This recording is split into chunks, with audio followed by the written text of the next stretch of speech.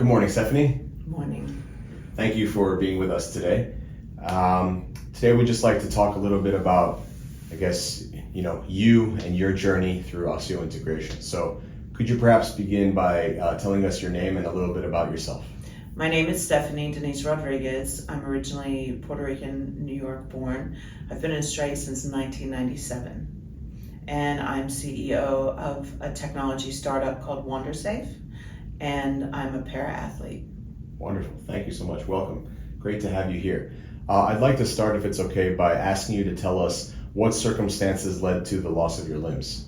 Well, as I mentioned, I'm a startup CEO founder, and I did a roadshow to Africa and India in September of 2019. I was super careful about my experiences, however, was speaking at an event outside at about sunset in Lagos, Nigeria. I was bitten 3 times on my left ankle by a mosquito and thought nothing of it. But exactly 2 weeks later, I would be in Logan Airport in Boston, have a seizure in the Delta Lounge, fall into a coma, and be ambulanced to Massachusetts General Hospital, where I would be diagnosed with cerebral malaria and severe septic shock as a result of that. And because of the complications from the vasopressors that were administered to me when I had less than 5 minutes to live, according to Harvard doctors, the tax basically on saving my life was to rob my extremities of blood flow and give me 100% vasopressors, pretty much bottom of the ninth bases loaded. And I would be airlifted back to Australia, spend 443 nights in hospital during the pandemic. My feet suffered severe necrosis from the vasopressors, and after medical intervention for 1.5 years, we came down to the fact that my feet, the heel bones, the calcaneum, were unviable, and I came to see Munjed at that point, asking him what my options were. Thank you. Wow, that's what an experience. I'm glad you're with us today. Me too. So that kind of leads me into my next question. How did you hear about osseointegration and Professor Al Muderis? Well, the universe works in mysterious ways. I'm a TEDx enthusiast and have been following TED for a long time. And in 2015, I attended TEDx Sydney. This was before my injuries. Having been married to a surgeon and myself being an immigrant into Australia, I heard Munjed's very moving story of him coming to Australia and his struggle. And at the afternoon cocktail party, went up to him, introduced myself, thanked him for the work that he was doing and his bravery. And we connected on LinkedIn, we exchanged a few emails, and I never thought much about it. But I had heard his story in 2015 when he gave his first TEDx talk. And in 2021, when I had been a year in treatment and all of the intervention with a typical orthopedic surgeon to try and save my feet, it became just a moot point at that stage. The NDIS program in Australia, I had been accepted into that program, and they had 2 questions for me. Number 1, what were my goals? And for me, having been able-bodied to the age of 50, all I wanted to do was get back to life and the ability to care for my child and run my company. And the second question they asked was, who can help you achieve those goals? And Munjed's name popped in my head. Wow. And was this after you had already been amputated? No. No, you hadn't. No, I had partial amputations. I lost all 9 toes because one had fallen off due to necrosis. Okay. But I lost all 9 of my toes and my heel caps on the 15th of February of 2020. I saw Munjed in the end of February 2021. And after my initial consultation with him, where he unbandaged my feet, which had been open wounds for more than a year and some change, and he said, I can't save those, I cannot salvage those. It was a very open and frank conversation, and it was not the news I was hoping for. But he said, if you give me those feet, I'll have you upstanding and walking within 2 weeks. And I've been wheelchair bound since October of 2019. So how did that make you feel when he said that to you? There were a lot of tears. I mean, to think of spending so much time in the hospital in isolation during a pandemic fighting a battle that I would ultimately lose. It's kind of a silver lining, if you would, the joy of the possibility of independence to a level that I have now. But my feet were already disfigured from so much surgery that, rewind. When I was airlifted back to Australia with very damaged feet in November of 2019, the first vascular surgeon that examined me said double amputations from the knees down. And I had only been, post-coma for about 30 days, and I could feel the bottoms of my feet. My ankles were perfectly intact. So the idea of just whacking off my legs without exhausting the opportunity to heal and my faith around my body was not something that was palatable to me. So it was like a Mexican standoff. He would say double amputations, and I'd say no every single morning on rounds. And it was, literally, what else can we do? So I didn't take the route of becoming a stump amputee to go osteo. I literally decided, and I didn't do one first and the other. I did them both at the same time to kind of limit the amount of hospitalization I would then still require, and to recover bilaterally at the same time. So if you don't mind, talk us through what happened. So you booked in a date with Professor Al Muderis to have the osseointegration procedure done, and then what happened? Well, I remember the drive here with a friend of mine and my son, and watching them put chlorhexidine below the knee, and my very disfigured feet that I kind of had detached from. They didn't look like the feet I'd grown up with. They had no toes, they were bandaged, they were weeping, and going through that process of transition, the hospital shoes, the orthopedic plastic shoes, I remember putting them in the bin and saying, I will never need to wear these ever again, and I have it on video. Waking up without the pain that I was in was a memorable experience. I remember feeling lifted because the depth of pain from all of my nerve endings being severed at my toes and heels was just once the anesthetic wore off from the theater and me lying there thinking, wow, I'm not in the level of pain I was just 2 days ago, was pretty remarkable. The journey of recovery from learning to walk again, not having a good leg, and further being the first bilateral above ankle osseointegrated female meant that I didn't have someone to ask what to expect. How does this work? What can you do? So being the first one, it was kind of, be willing to go into the unknown and see how you go. But, I remember being in the harness and being hoisted up to stand and to weight bear, and that 8-week recovery period of transitioning into a new form, completely no feet, was a pretty big transition. Absolutely. You could say you were like a pioneer of this as the first bilateral female.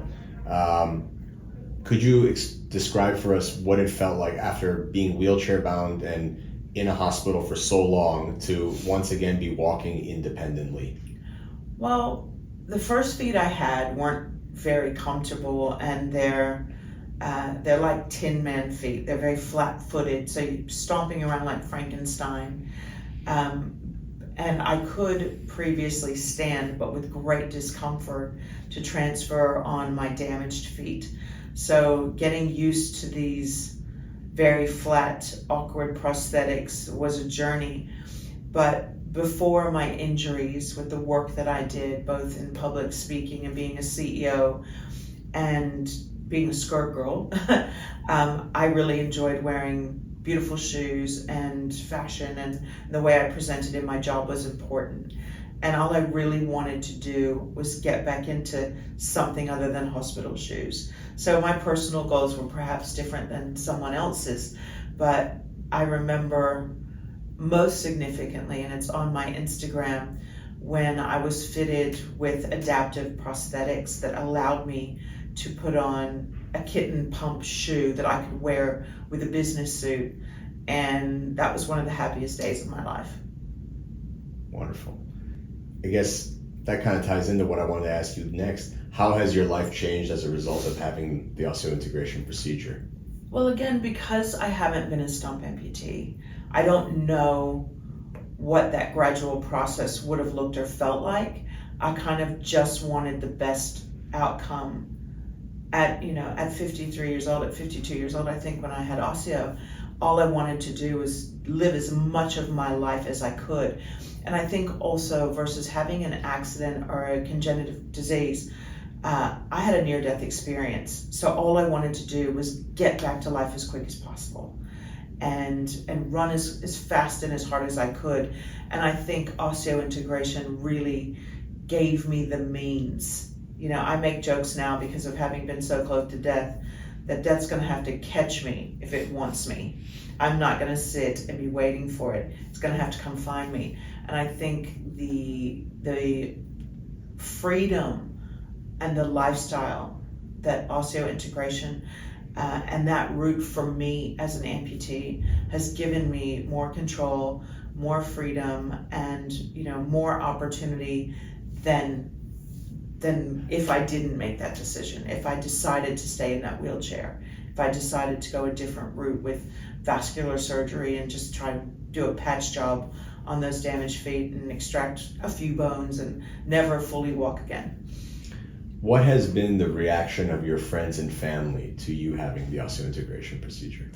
Before I had it done, it literally only took me 3 weeks from the initial consult to making a decision. I had been so frustrated with the pain and the inconvenience. I'm a single mom, with an active teenage boy, and I just wasn't living. So my quality of life had significantly declined. So when I saw Munjed, went home, bawled my eyes out, called my friends, cried with them.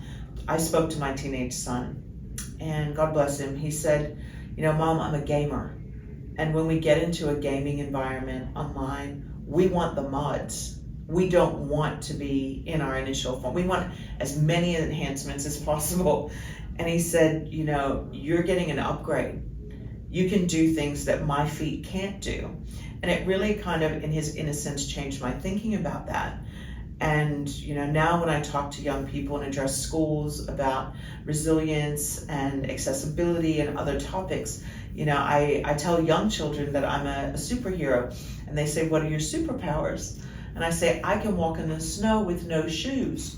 I will never get a blister. I can walk in hot sand. These are special things that I can do. So I tend to focus on the positives that my new body allowed me to do. My friends, of course, it looks different, and one person very close in my life who's quite senior and less worldly said, I can't look at you. I can't look at your body like that. So I think everyone's reaction to something so advanced is really based on their experience and their personal journey. I didn't know an amputee before I became one. I didn't have one in my friend group. I didn't know anyone who had unique disabilities. So I was the first, and I found my friends very supportive and also really happy about what that would mean for my quality of life moving forward. Beautiful, thank you so much. What advice would you give if perhaps an amputee is watching this video? What advice would you give to someone who is perhaps considering having osseointegration surgery but isn't sure if it's right for them? I think do your homework, and it is a question of pros and cons. Not everyone, I'm a K4 amputee, which is an athlete or a child in ability. So knowing what I wanted and what my goals were, stump amputees have their set of challenges with being a stump amputee. Osseointegration has its risks. It's not for everyone. It requires a high level of post-operative care. It's the responsibility of the wearer to take care of themselves, to treat their bodies properly. I make sure I don't put myself in harm's way to do risky things for which I could break my leg easily, but that's kind of common sense. But I know in my experience, it's been a game changer. and it's given me more freedom to do more with my life, to set new goals, to try new things, that perhaps if I were limited in different ways with different prostheses, I may not have been able to do. But I would say, do your homework, talk to other osseointegrated patients, and find those that best represent where you are in your life and what you want, and make an educated and informed decision. Thank you. Stephenie, you also mentioned that you're a para-athlete. Could you perhaps tell the viewers what kind of athletic activities are you engaged in as an osseointegration patient? Well, I am a new para-fencer, and I was not a fencer previously, but I say that fencing found me. The NDIS, which is the Australian Disability Scheme, sent an email out to the participants saying we want to start a para-fencing program, and I went along, and you are stationed in the wheelchair. As a para-athlete, you are not permitted to use your prosthesis in para-fencing, so I must take off both of my legs and strap myself to a chair.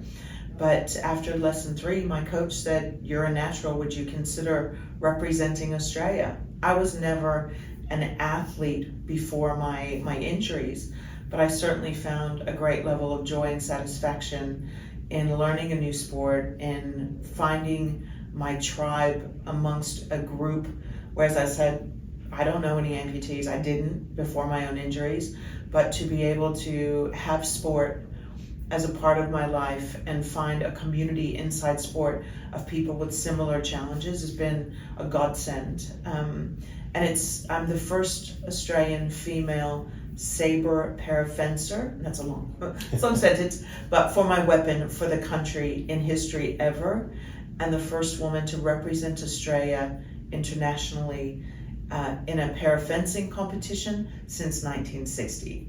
We've got our eyes set on the Brisbane Games, but more closer to now is the Paris 2024 Paralympic Games and the Los Angeles 2028. Wow, looks like you've got a full schedule ahead of you. Yeah. That's great. A couple other things. I just wanted to ask, do you ever get people, like when you're, walking down the street, going grocery shopping, stop and ask about osseointegration, or about hey, that's really cool? All the time. Airports. I travel a lot, one for work and also for sport.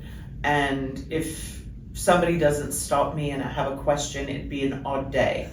Children, because they're low to the ground, see it before adults do.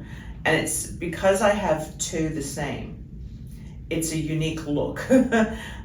So, I am quoted quite frequently telling stories of children who would see me in a supermarket and be like, "Mom, Mom, Mom, Mom," and the mom's, up shopping and yes, and the kid's pointing at me but doesn't have a description right for what I am, but they've never seen it. And because it's both sides, where did this person come from with this heavily industrial, exposure? And I don't tend to hide my prosthetics because of access to the connectors. Sure. But they'll be like, "Mom, she has robot feet," It's like they can't figure out the vocabulary. But I was on Table Mountain in Cape Town, and an older gentleman ran up to me, shook his hands at me, and looked down and said, "Oscar Pistorius." And I went, "No, I'm Steph. I don't wear blades and I haven't murdered my partner." But it was, people kind of making that association between prosthetics they've seen and understanding that it's not the prosthetic that makes me, it's the connection of my body and the integration of my body. So there is a bit of an explanation and an education to that piece. Absolutely. Stephenie, last question I'd like to ask you. If Professor Al Muderis were here right now, what would you like to say to him? Munjed, thank you for being so frank with me on our first meeting, and for being on this journey with me of recovery, because it's not singularly one part. The surgery is a part of my holistic recovery, and I'm very thankful that giving me back my freedom, the control over my life that I have, with the ability to use a walking aid, a wheelchair, or my prosthetics on a daily basis empowers me to complete my mission to impact 1 billion lives by 2025. And Munjed knows what my impact goals are and how I feel about him. But I'm very grateful for the fact that he has been brave enough to do the work that he does so that people like me and other osseointegrated patients can be beneficiaries of his, travail, his pain and suffering, and his study, and being willing to be a pioneer of something as innovative as osseointegration. Stephenie, thank you so much for your time today. We're very grateful for you coming here and sharing your story with us. Thank you so much.